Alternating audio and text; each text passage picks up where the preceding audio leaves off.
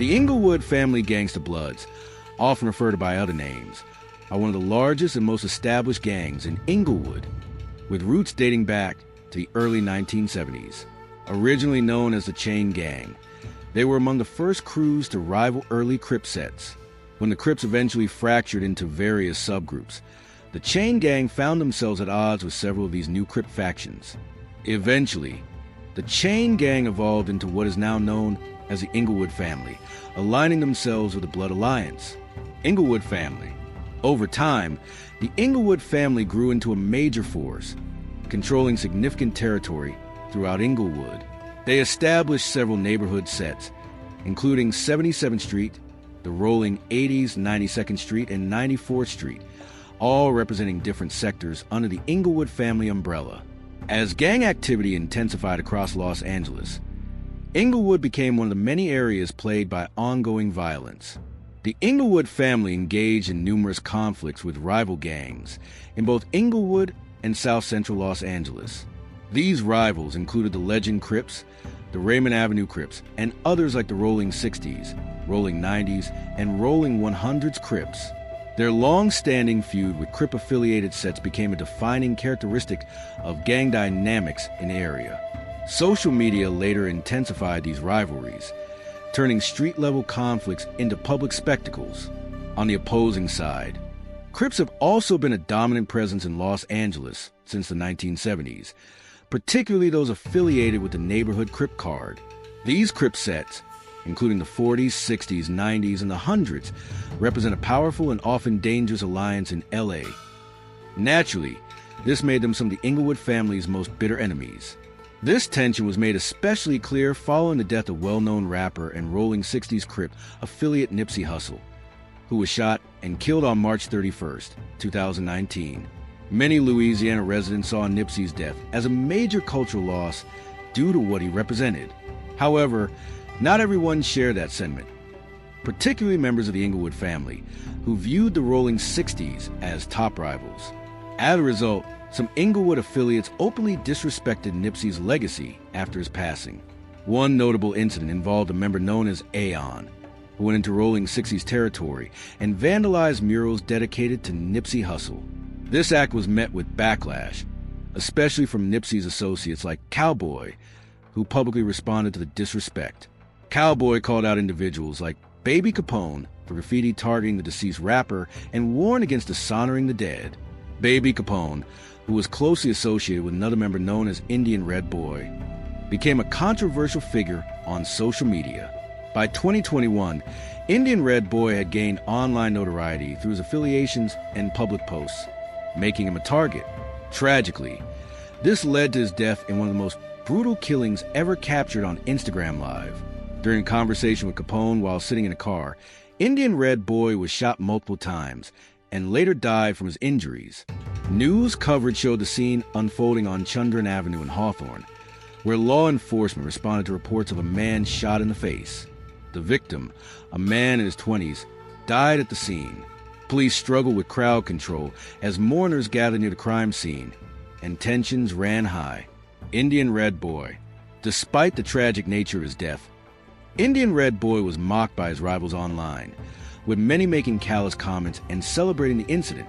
Inglewood and its surrounding communities continue to be shaped by these deep-rooted conflicts, even as some individuals involved are not officially affiliated with any gang. You probably already know who I'm about to mention, rapper Drakeo the Ruler. While Drakeo never claimed membership in any traditional gang, he was the face of a collective called Distinct Team. This crew included individuals who were affiliated with or outright members of gangs that had serious rivalries with the Inglewood Family Bloods. In the early stages of his career, Drakeo didn't have issues with Inglewood. In fact, he collaborated with artists from the area, like Rucci, who was affiliated with the Neighborhood Pirates and the Inglewood families. But things changed dramatically in 2016, when a violent incident at a party resulted in the death of an Inglewood family member named Red Bull. The shooting was allegedly carried out by affiliates of the Distinct Team. The incident occurred just before midnight at a party held on the 100 block of West Victoria Street.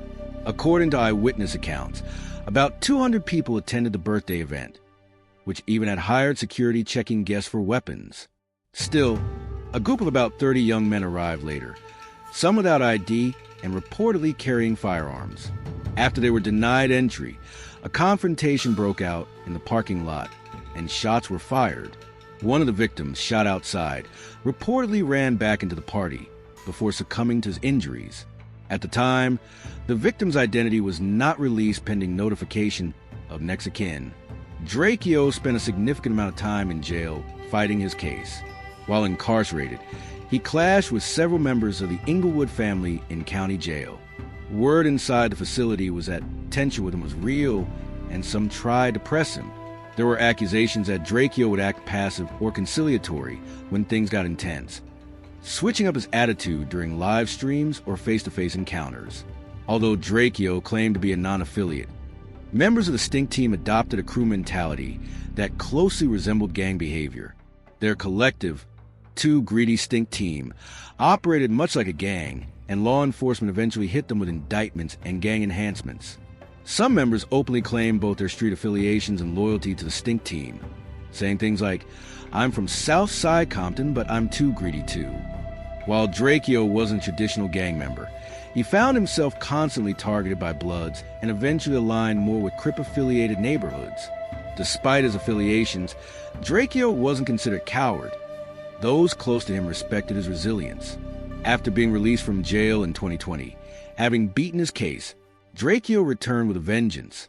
He began targeting rivals in the rap scene and street circles, particularly those from Inglewood. Engleweird.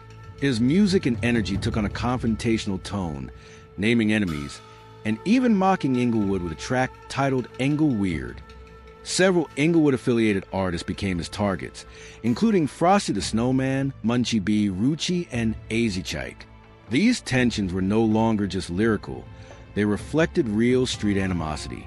Azzychike's feud with Dracio reportedly stemmed from taking Inglewood's side during their conflict. He later commented that Dracio became heated over him refusing a feature while Dracio was in jail, simply because of his loyalty to Inglewood. After Dracio's release, things escalated, with Chike standing firm on his stance, stating, "We don't rock with bro," point blank. Allegedly, while in jail, members of the Inglewood families had physical altercations with Dracio and others from the Stink team. Some claimed they were beating down Stink team members in county jail. It was a rough environment, and Dracio's reputation was constantly tested. Although he beat his legal case, many question how Dracio handled his freedom. Some believe he should have focused on music, rapping about foreign cars, street hustle, and the lifestyle he built, rather than continuing to stir conflict. Critics said he wasn't directly involved in violence, but behaved as if he were, raising questions about the authenticity and wisdom of his actions. Was he antagonizing on purpose, or just unable to leave behind the chaos? In the end, it's hard to tell whether Dracio escalated his own downfall through reckless provocation, or whether he was simply swept up in a cycle of retaliation. What's clear is that his choices, lyrics, and public persona all contributed to an intensifying storm in a city already scarred by decades of gang conflict. Dracio the Ruler had long-standing tension with several artists, including fellow rapper Frosty the Snowman. According to Dracio, the main reason for the feud was that Frosty had stolen his style. When asked about it in an interview, Dracio brushed off the situation, saying, "He's a nerd. I don't really have beef with him. I just said in a song, I'm tired of the last op rockin' tail by your earrings and them bummy clothes you be wearing." Dracio felt Frosty was trying to gain attention off his name, saying Frosty would constantly ask for validation in the studio, trying to mimic his sound and delivery. Frosty the Snowman began gaining viral attention around 2016. His rise came not only from his music, but also from the controversies he was involved in, including beef with former friend Almighty Suspect and, of course, Dracio the Ruler. These weren't just rap feuds for Frosty. He treated them seriously. Known for his wild behavior, aggressive style, and gang involvement, Frosty often found himself in dangerous situations. By 2021, the Inglewood families had suffered the loss of multiple members, including Lil Claron and Indian Red Boy. Unfortunately, another tragedy would strike on August 10th, 2021, coinciding with a day for the 80s clique of the Inglewood families. On that day, Several members were out celebrating, including Frosty the Snowman and a 25-year-old known as Darby Boy. Frosty later reflected on what happened that day, saying both he and Darby Boy were armed, but they got caught slipping. They didn't stop making guns when they made ours, he said, implying they were outgunned and ambushed. The ambush happened around 4:30 p.m. near the intersection of La Brea and Centinela Avenue. According to reports from the Inglewood Police Department, officers responded to the scene and discovered two individuals suffering from multiple gunshot wounds. Both were rushed to a local trauma center in critical condition. News footage showed a damaged vehicle near the scene, possibly involved in the incident, but it remained unclear whether it belonged to the victims or the suspects. No arrests were made at the time, and authorities had not released suspect information. Sadly, Darby Boy succumbed to his injuries and was pronounced dead, adding yet another name to the growing list of lives lost in this ongoing cycle of street violence. Everybody say FIP Darby. That became a common phrase online after his death, with many paying respects in the comments. Frosty the Snowman, who was also shot during the incident, survived despite the severity of the attack. The Crips were suspected to be involved in the shooting. Meanwhile, in 2021, Drakeo the Ruler was on an intense run, releasing music filled with direct disses aimed at his rivals. His lyrics remained unapologetically disrespectful to enemies. Tragically, Drakeo's run came to an end later that year. He was fatally stabbed backstage at the Once Upon a Time in LA Music Festival. The incident occurred at the Banc of California Stadium, and while officials initially withheld confirmation, the Los Angeles Times later reported that 28-year-old Drakeo was indeed the victim. His death prompted strong reactions, especially from Inglewood gang members, many of whom openly mocked him. When asked how they felt about his passing, some expressed indifference or even disrespect. One said, "I don't feel anything. It's not my business." Another black man in the rap industry gone. But if y'all feel that strongly, go do something about it. Nobody's done anything but bury him. After recovering from his gunshot wounds, Frosty the Snowman re-emerged in 2022, speaking publicly about being shot. He described the incident in detail. "I looked at them and boom, they shot me. Just once. But it went through right here," pointing to his torso. "It hurt. On the hood, it hurt." The shooting left a lasting impact not just on his health, but also on his music career, which lost momentum. Frosty was mainly talked about in relation to online antics and feuds, especially when mocking members of the Stink team for being robbed. However, by 2025, Frosty himself would go viral for all the wrong reasons. He was robbed of his chain. Videos circulated of East Coast Crip affiliates and other rivals passing the chain around as a trophy. One taunting video referred to it as a snow derby chain and mocked Frosty's inability to recover it. "Who's gonna pop out with it next?" someone said. Others added, "That chain been doing a greasy neck tour. Seen a few people wearing it already." When confronted about it, one member of a rival set responded, "Look, I don't do the Little Beef team games. We're already enemies. Our set's been that. You got caught lacking, your chain's gone, and you can't get that back. That's just how it is." In 2025, several other major street conflicts also made headlines.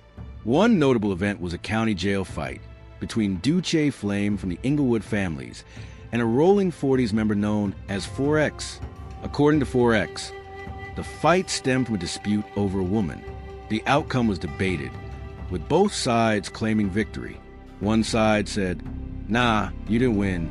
I maxed you out. You were scared. Everyone else was with the action. You folded."